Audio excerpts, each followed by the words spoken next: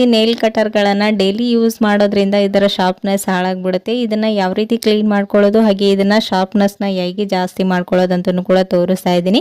So ನೋಡ್ತಾ ಇರ್ಬೋದು ವಿಡಿಯೋದಲ್ಲಿ ಜಸ್ಟ್ ಉಗುರು ಕಟ್ ಮಾಡಿದ್ರೂ ಕಟ್ ಆಗ್ತಾ ಇಲ್ಲ. ಸೊ ಆವಾಗ ನೀವು ಇದನ್ನು ಫಸ್ಟ್ ನೀಟಾಗಿ ಕ್ಲೀನ್ ಮಾಡ್ಕೊಳ್ಬೇಕು. ಅದು ಹೇಗೆ ಅಂತೇಳಿ ತೋರಿಸ್ತಾ ಇದ್ದೀನಿ.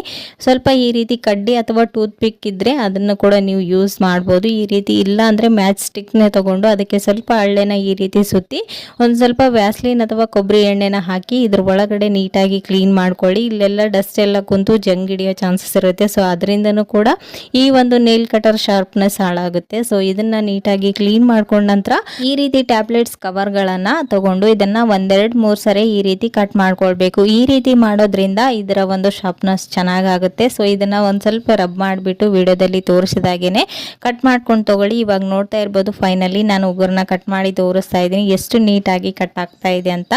ಸೊ ಈ ರೀತಿ ನೇಲ್ ಕಟರ್ಗಳನ್ನು ಯೂಸ್ ಮಾಡಿದ ನಂತರ ಇದರ ಶಾರ್ಪ್ನೆಸ್ ಹಾಳಾಗಿದೆ ಅಂತೇಳಿ ವೇಸ್ಟ್ ಅಂತ ಬಿಸಾಕ್ತಾ ಇರ್ತೀರ. ಬಿಸಾಕೋ ಬದಲು ಈ ರೀತಿ ನೀವು ರಿಯೂಸ್ ಮಾಡ್ಕೊಳ್ಳಿ. ಸೊ ಈ ಒಂದು ಟಿಪ್ಸ್ ಕೂಡ ಖಂಡಿತ ಯೂಸ್ಫುಲ್ ಆಗುತ್ತೆ. ಟ್ರೈ ಮಾಡಿ ನೋಡಿ.